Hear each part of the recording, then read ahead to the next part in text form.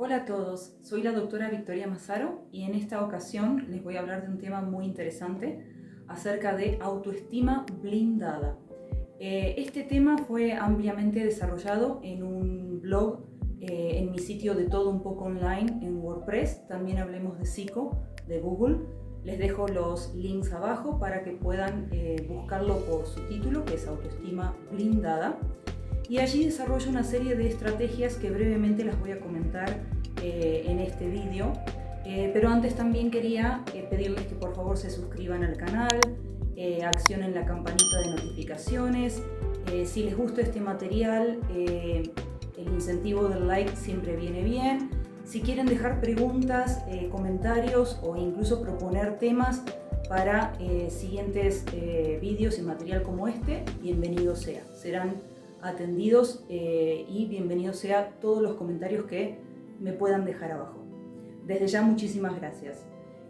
Autoestima blindada, ¿por qué la llamé blindada? Es decir, ¿por qué se me ocurrió, colocar ese título para ese blog y desarrollar el tema con ese calificativo? Justamente porque se trata de cuando estamos recibiendo constantes ataques sistemáticos de parte de algún agresor o un grupo de agresores. Por lo general es un agresor o dos y hay un público cómplice que lo acompaña como si necesitaran siempre buscar, un apoyo. Entonces estamos siendo el blanco de sus críticas, de sus señalamientos. También somos el hazmerreír, es decir, somos, como el punto al que siempre recurren para hacer alguna broma, siempre a costa nuestra. Y eso obviamente termina por afectar nuestra autoestima porque estamos hablando de algo que se repite en el tiempo, que es constante, que es bastante persistente y molesto. Entonces es necesario desarrollar una serie de estrategias interpersonales para blindar nuestra autoestima.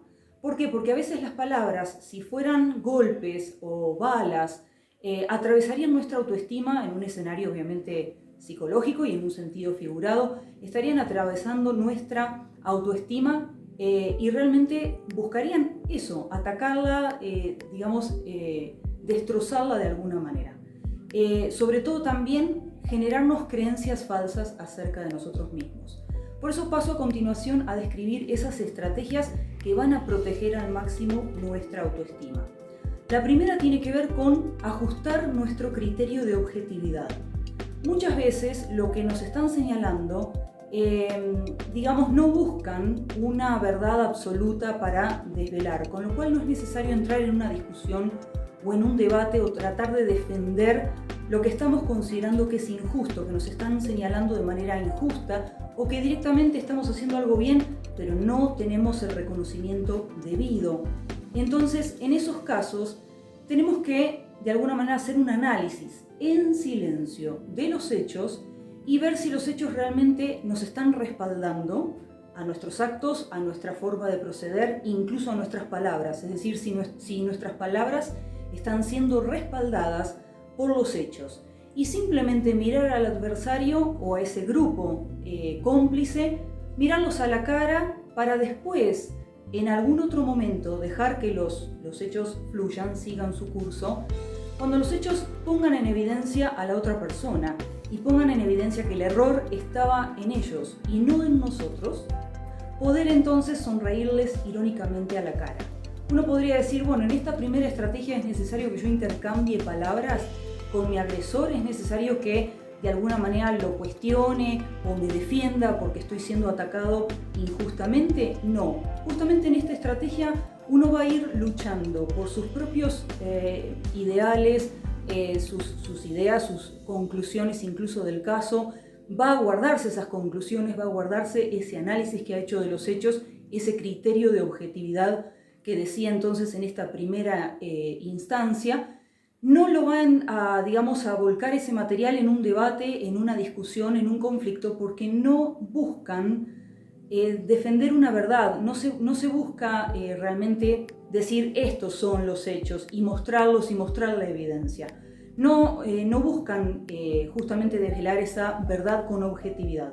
Lo que buscan es desacreditar a nuestra persona.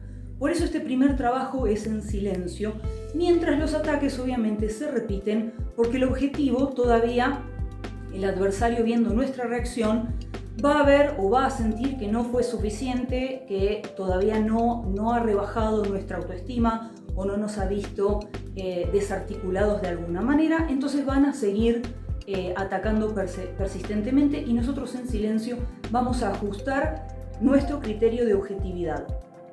Es decir, que nos vamos a basar en los hechos y vamos a ver si esos hechos respaldan nuestras acciones y nuestras palabras. Con eso nos quedamos, actuamos con autoconfianza y dejamos que la cosa fluya. Una siguiente estrategia, no es la única, digamos, válida para blindar nuestra autoestima, tiene que ver con hacer un autodiálogo que cultive nuestra autoconfianza. Cuando estamos recibiendo justamente ataques que tratan de definir de manera desfavorecedora algún aspecto de nuestra personalidad o nuestro aspecto inclusive, nuestra forma de ser, atacan nuestro carácter, atacan lo que decimos, lo que sostenemos, nuestra ideología. Es decir, que nos están atacando de alguna manera, están siendo intolerantes a aquello que nosotros estamos de alguna manera representando.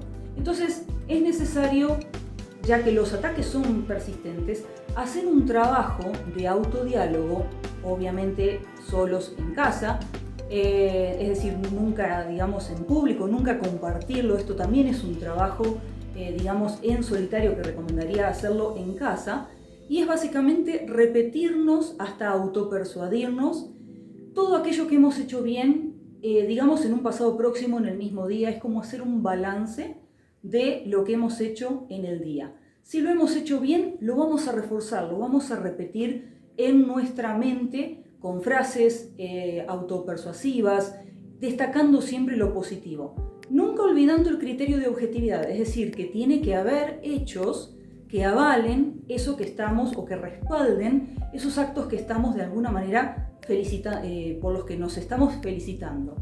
Entonces es muy importante hacerlo reiterativo, porque como los ataques son reiterativos, entonces nuestro autodiálogo, nuestra autopersuasión, qué bien que actuaste, qué bien que te quedaste callado, qué bien que lo miraste fijamente, se quedó con la duda, analizar un poco los hechos, ¿sí? Y destacar o reforzar en nuestra mente, en nuestra memoria, todo aquello que hemos hecho bien. Esto también tiene que ver con una siguiente estrategia que también desarrollo en el blog, y tiene que ver con revisar nuestras creencias. Si nosotros estamos siendo atacados y están de alguna manera esas otras personas tratando de imponernos creencias o formarnos creencias acerca de nosotros mismos, ya sea de algún aspecto de nuestra personalidad o de nuestro aspecto en general, y obviamente es desfavorecedor, lo que están queriendo es imponernos creencias falsas acerca de nosotros mismos, esto que yo llamo creencias inoculadas. También se trata de señalamientos persistentes, sistemáticos, siempre buscándole un lado desfavorecedor. A veces, para manipularnos un poquito psicológicamente, van a decir: yo te lo digo porque te quiero ayudar con esto que te estoy diciendo, pero en realidad lo único que están haciendo es destacar más y más nuestros defectos. Y en cierta manera no es que somos personas sin defectos, obviamente que los tenemos, pero cuando vemos que no hay hechos, criterio de objetividad, que avalen esas palabras, entonces no hay razón alguna, es decir, deberíamos desacreditar cada uno de esos señalamientos persistentes y de esas creencias que nos están queriendo imponer, ¿sí? Entonces tenemos que revisar nuestro sistema de creencias. Esta es la tercera estrategia. Tiene que ver con, hay que separar las creencias que son inoculadas, impuestas por otras personas, señaladas en forma persistente y sin hechos que las respalden, de creencias propias. Las creencias realmente propias son aquellas que se fueron formando a lo largo de nuestra vida, que las podemos revisar, podemos decir si esto se trata de una creencia que se formó y tratar de recordar un poco cuándo se formó o cómo se formó esa creencia acerca de algún aspecto nuestro. ¿De qué manera? A través de la experiencia propia. Es decir, hemos experimentado algo que de alguna manera nos afectó personalmente, es decir, nos impactó personalmente. Hemos llegado a desarrollar sentimientos, emociones concomitantes a esa experiencia, y allí se formó una creencia que después constituye la base para actuar de una determinada manera o tener tendencias a actuar de una determinada manera y no de otra, ¿sí? Supongamos que yo creo o recuerdo que me formé la creencia de que era una gran atleta desde muy pequeña y recuerdo todas las veces o todos los logros, es decir, hechos, que de alguna manera demostraban lo gran atleta que era. Entonces llega un momento en que uno dice, bueno, si hoy me pongo a, no sé, voy a natación o juego al tenis o hago tal y tal deporte que hacía cuando era pequeña, es probable que demuestre cierto espíritu atlético e incluso competitivo, porque de alguna manera esa creencia que alguna vez me definió desde pequeña está avalada según la experiencia. A esas creencias propias yo sí les puedo dar crédito. ¿Por qué? Porque de nuevo hay un criterio de objetividad que las avala, hay hechos que las avalan. Aquellas otras que son impuestas, que no nos están aportando ninguna evidencia, es decir, no hay hechos que las avalen, y las están imponiendo y las están imponiendo, y siempre están casualmente destacando aspectos negativos de nosotros mismos o que no nos hacen quedar muy bien, con el asunto de que no, te quiero aconsejar porque en realidad estás quedando mal, entonces yo te quiero ayudar y por eso te destaco una y otra vez lo ridículo o lo ridícula que eres haciendo tal cosa. Entonces, si lo van a decir de una manera tan negativa, tan perseverante, incluso va a haber gente que se va a estar riendo en ese momento, o que estamos siendo el hazme reír. Si nosotros sentimos, nuestra intuición siente que efectivamente se trata de imponer creencias hacia los demás y hacia uno mismo, de un aspecto desfavorable de uno mismo, hasta que terminemos por darle crédito a eso que dicen y a eso que tanto predican de nosotros, entonces estamos ante una situación donde nos están queriendo inocular creencias acerca de nosotros mismos y creencias con una intencionalidad tal vez maliciosa. Entonces, en estos casos, está bueno hacer el análisis, la separación y decir, si esto no es mío, si esto no es propio, es impuesto, entonces no me define, no toca mi autoestima y lo hago a un lado, le quito crédito, no le doy la importancia que otras personas a lo mejor, cayendo en la trampa, le darían. Y me voy a quedar con las creencias propias. Y la última estrategia tiene que ver con saber intervenir con las palabras precisas y justas, digamos como contraataque para esos ataques que estamos recibiendo de manera persistente de parte de nuestro agresor y de su público cómplice. Es decir, si antes les aconsejaba no intervenir, no discutir, no tiene sentido, no se trata de descubrir una verdad, sino de desacreditar a nuestra persona, no caigamos en el juego.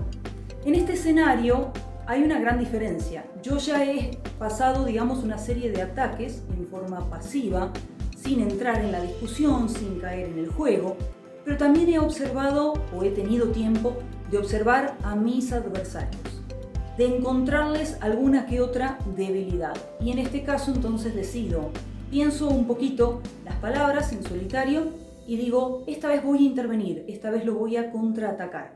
¿Por qué? Porque no se lo espera. Justamente aquí, digamos, la estrategia tiene que ver con hacer un contraataque que sea preciso, conciso, bien pensado, con las palabras justas.